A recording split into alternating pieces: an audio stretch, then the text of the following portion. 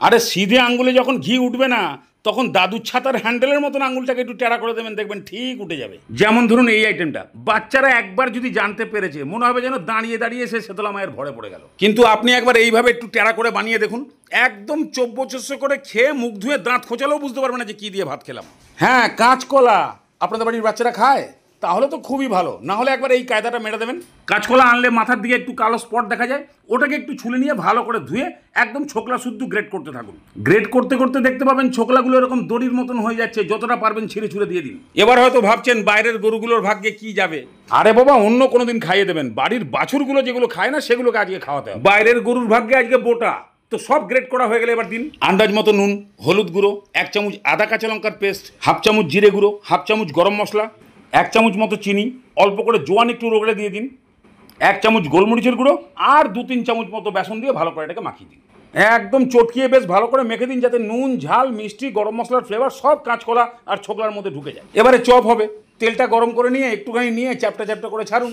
তারপরে সেই একই ছড়া মিডিয়াম ফ্লেমে উল্টে পাল্টে দুপিটটা ভাজা হয়ে গেলে তেল ছেঁকে তুললেই তৈরি হয়ে গেল কাঁচকলার বড়া। এবার তরকারি যদি আলু দেন তাহলে এই তেলের মধ্যেই দিয়ে দিন, বেশ একটু লাল লাল করে ভেজে তারপরে তুলে নিন। আলু ভাজা, বড়া এগুলো সব রেডি হয়ে গেল। এবারে তেলটা কমাতে হবে, তবে খুব সাবধান, না হলে যেখানে পড়বে 1 হপ্তাহ পরে লাল ট্যাটু। হ্যাঁ, এতটা মতন লাগবে। এবারে এলাচ, লবঙ্গ, দারচিনি, তেজপাতা আর সামান্য একটু জিরে হালকা ভেজে নিন। এই জিরে যখনই হালকা ভাজা ভাজা হয়ে আসবে 3টে মিডিয়াম সাইজের টমেটো কুচি, গ্রেভিটা বাড়াতে হবে তো এখনই সব দিয়ে দিন। একদম ভর্তি করে 1 চামচ মতো আদা কাঁচা লঙ্কা পেস্ট, আন্দাজ মতো নুন, হলুদ গুঁড়ো, জিরে গুঁড়ো, কাশ্মীরি লঙ্কার গুঁড়ো আর 1 চামচ ধনে গুঁড়ো। এর মধ্যে আর জল ঠল দেওয়ার দরকার নেই, একদম টমেটোর জলেই পুরো মশলা কষে যাবে।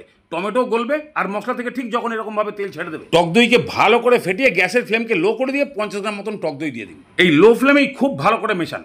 এবারে টমেটো আর টক দইয়ের টক ভাবটাকে ব্যালেন্স করার জন্য সামান্য একটু চিনি দিন। এবারে গ্যাসের ফ্লেমকে মিডিয়াম করে 2-3 মিনিট আরও ভালো করে কষিয়ে দিন। ঠিক যখনই দই থেকে এরকমভাবে তেল ছাড়তে শুরু করবে, এই সময় ভাজা আলুগুলোকে দিয়ে 3-4 মিনিট মতন কষান।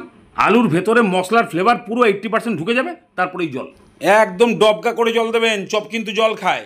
ভালো করে জলটা মিশিয়ে দিয়ে নুন ঝালের পরিমাণটা দেখে নিয়ে ঢাকনা দিয়ে আলুটাকে সেদ্ধ করুন। ঝোলের সাইডে যখনই এরকমভাবে তেল ভাসছে দেখতে পাবেন আর আলুগুলো সেদ্ধ হয়ে যাবে, তারপরেই বড়া।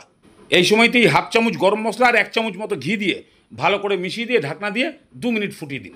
বড়াগুলো যখনই একটু জল খেয়ে ফুলে যাবে, বাস নামান আর ভাত পাতে। ওরে মাইরি, যা সেন্ট আর কায়দা এর মধ্যে ঢোকানো আছে, কেউ বুঝতে পারবে নাকি যে কাঁচকলা আর কাঁচকলা ছোকলা খাচ্ছে। মেখে মুখে ঢোকালেই মনে হবে যেন আলু দিয়ে মোচার চপের ঝোল খাচ্ছে। যাদের কাঁচকলা তরকারির নাম শুনলে মির্গি শুরু হয়ে যায়, তারাও দেখবেন কত তৃপ্তি করে খাচ্ছে।